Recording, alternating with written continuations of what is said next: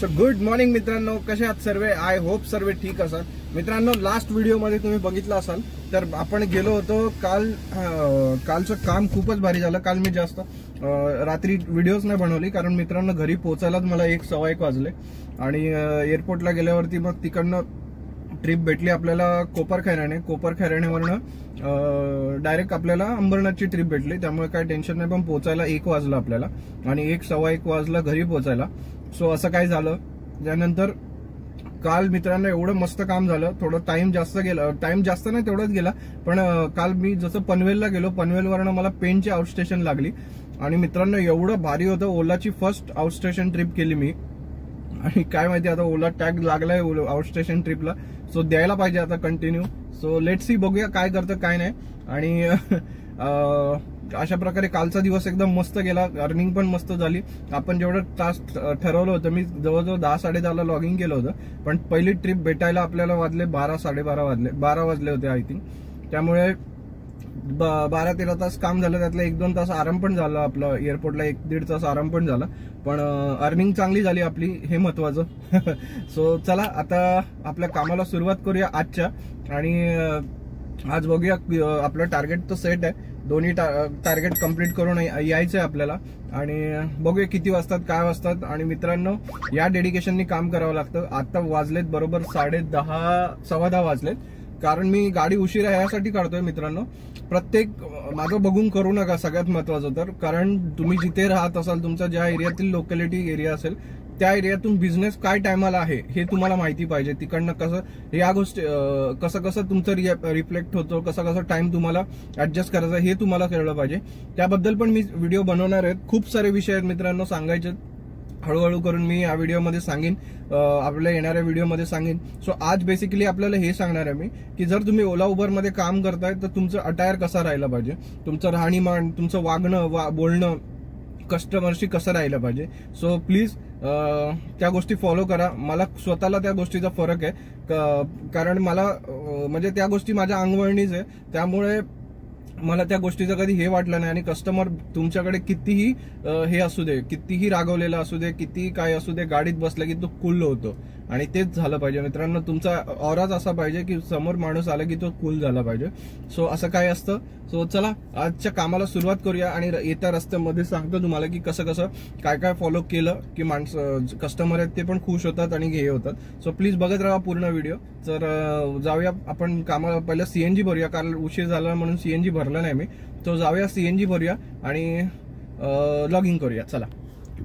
So मित्रांनो आपण आलोय आता पुण्याला. आज पहिली ओलाची इंटरसिटी ट्रिप पडली आपल्याला आणि एवढी मस्त ट्रिप होती मित्रांनो. जर लोकल धंदा केला असता तरी पण तेवढं झालं नसतं. आणि आलोय आपण आता कोरेगाव पार्क मध्ये, पुण्यामध्ये प्रॉपर सिटीमध्ये आलोय. आणि जस्ट आता कस्टमरला ड्रॉप केलं, थोडं फ्रेश झालो, नाश्ता केला आणि बसलो, कारण खाल्लं काहीच नव्हतं, भूक खूप लागली होती. त्यामुळे आता वाट बघतोय ट्रिप पडायची. सो रिटर्नची ट्रिप कधी पडते काय माहिती मित्रांनो. सो लेट्स सी, वाट बघूया. सगळ्या लोकल ट्रिप पडतायत, काय माहिती का पडतायत लोकल ट्रिप. सो एक्सेस ओलाला सगळीकडे, उबरला नाहीये. सो असं काय आहे. गो नॉन एसी पण आहे ह्याच्यामध्ये यार, हॉर्ली रेंटल, इंटरसिटी सगळे आहे. मग उबर गो का वाजत नाही माझं. सो लेट्स सी, बघूया काय ट्रिप पडते, कुठली पडते, घेऊन निघूया मग. चला. सो गुड मॉर्निंग मित्रांनो, कसे आहात सर्व? मित्रांनो आजचा व्लॉग आपण सुरुवात करतोय पुण्यावरनं. आणि मित्रांनो काय सांगू, काल दिवसभर येऊन फसलो असं वाटलं मला, पण ठीक आहे. लोकलच मी काल 2 ट्रिप केलं आणि कालचं टार्गेट पूर्ण केलं आपलं. रोजचं जेवढं काम होतं तेवढंच झालं. काय आउट स्टेशन येऊन काय वेगळं होत नाही आता मित्रांनो ओला उबरमध्ये.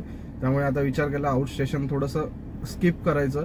जर ओलावरती तर काय वाजलं तर रिटर्न ट्रिपच पडली नाही काल मला. कारण मी 6 वाजता आलो आणि 9 वाजेपर्यंत काय ट्रिपच नव्हती पडली. शेवटी मी इथे आमच्या रिलेटिव्हकडे आलो थांबायला.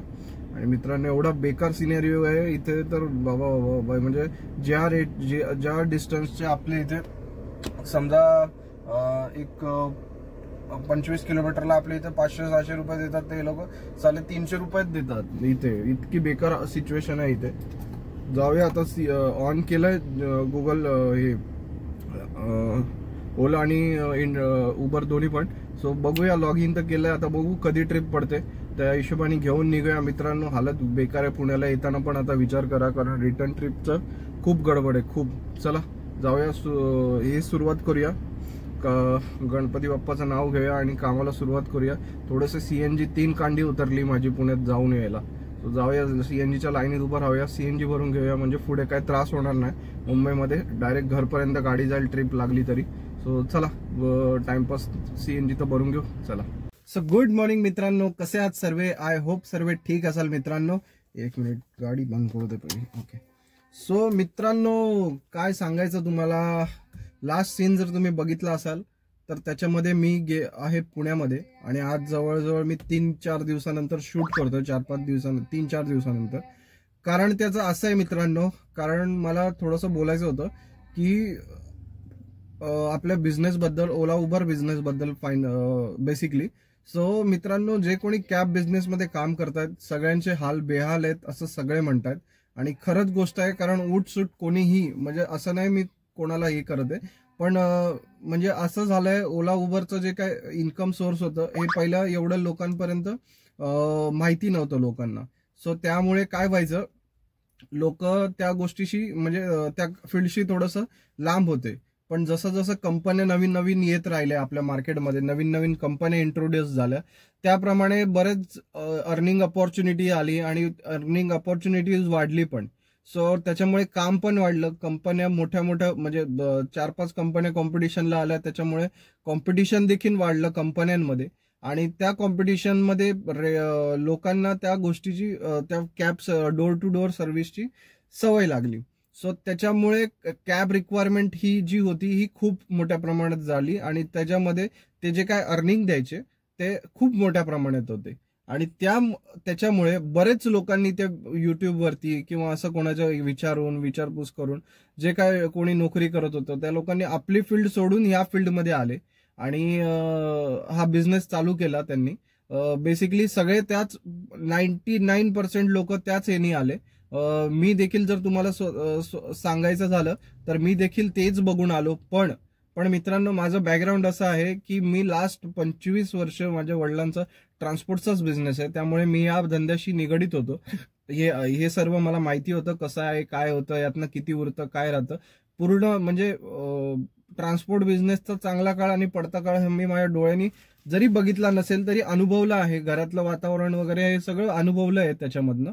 त्यामुळे मला माहिती होतं की हे कसं आहे, काय नाही. आणि दुसरी गोष्ट म्हणजे की मला असलेली ह्याच्याबद्दलची आवड ही सगळ्यात महत्वाची होती. बऱ्याच लोकांना मी असं बघतोय आता सध्या की आवडच्या आवड देतायत आणि गाडी घेतायत आणि चालवायला. मित्रांनो, गाडी चालवायला सगळ्यांनाच आवडते असं नाही, पण मित्रांनो त्या गोष्टीचं एक हे असतं. बरेच लोक असे बघतोय आता की म्हणजे करायचंय म्हणून काम करतायत, बरेच जिम्मेदारी आहेत म्हणून पण काम करतायत, आणि आरामशीर 99% लोक म्हटलात तरी चालेल, 99% लोक ह्याच्यामुळे काम करतायत की ह्याच्यामध्ये खूप आराम आहे.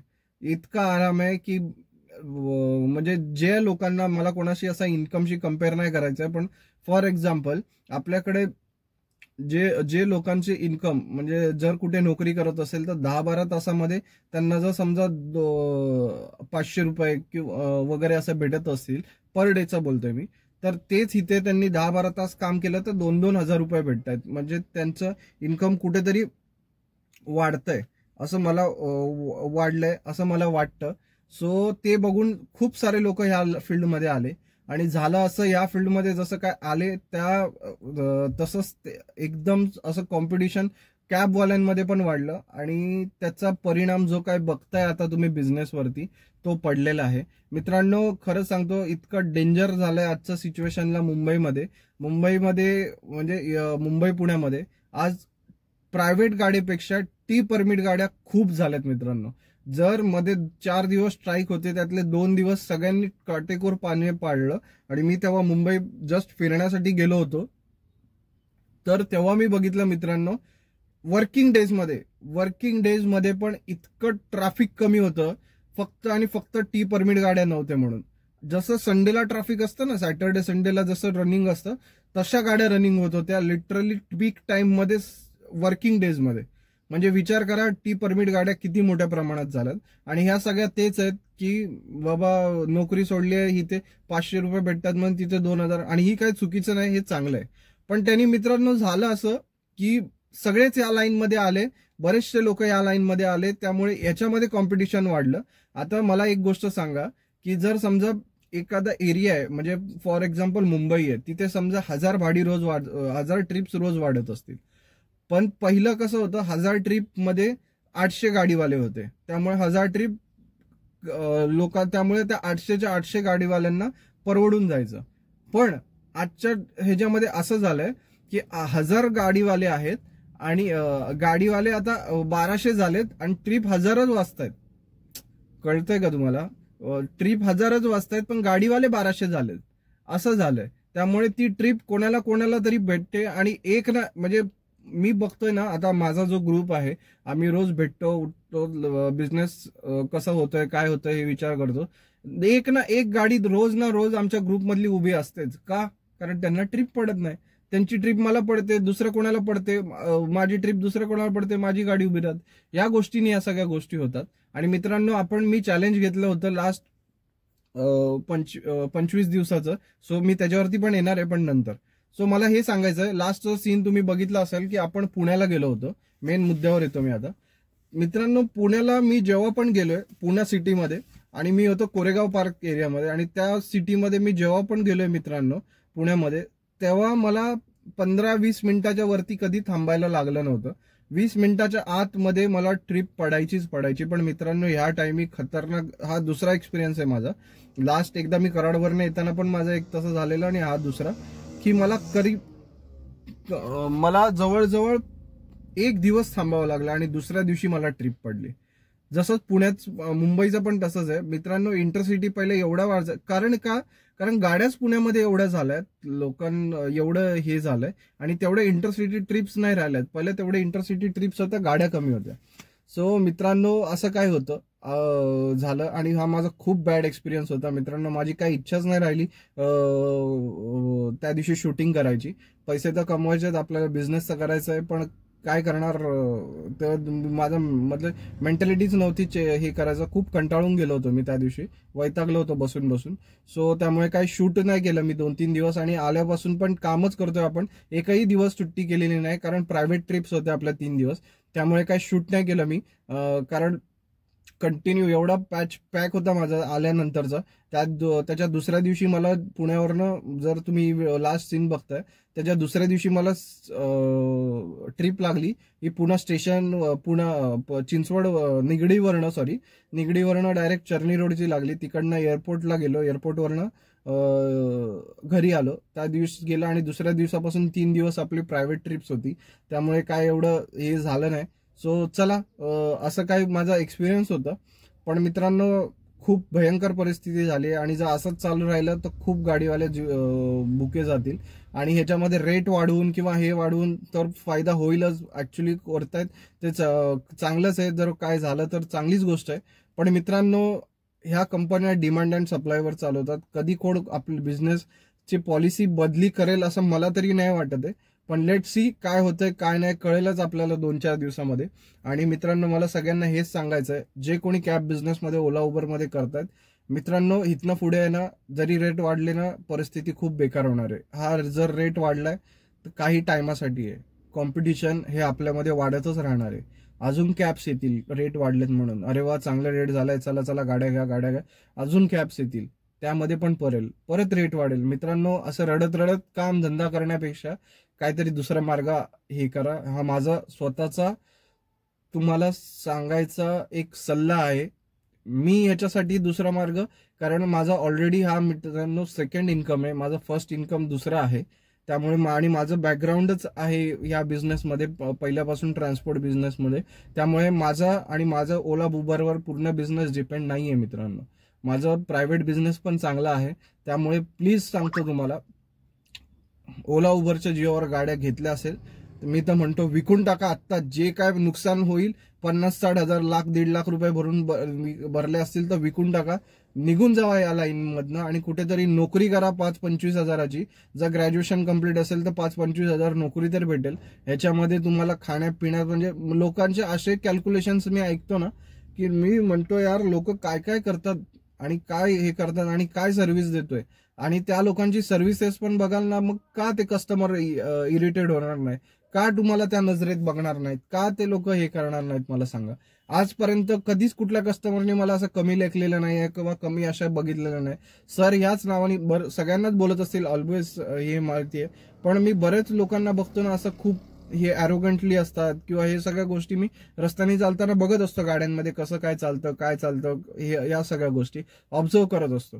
सो मित्रांनो, माझा हा एक्सपिरियन्स जो होता पुण्याचा हा थोडासा बॅड होता, तेच मला तुम्हाला शेअर करायचं होतं. आणि मित्रांनो परत एकदा सांगतोय, 2-2, 3-3 महिन्याच्या गाड्या घेतलेल्या आहेत मित्रांनो. धंदा 2 महिन्यात बिझनेस करायला नाही शिकत मित्रांनो.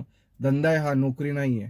डिलेव्हरीचं काम करणं म्हणजे आणि त्यात आपण सर्व्हिस सेक्टरमध्ये नोकरी करणं, आणि आता जे पद्धतीने माणसं काम करतायत या फील्डमध्ये, आपल्या ओला उबर कॅब ह्यामध्ये सगळे नोकरी करतायत मित्रांनो.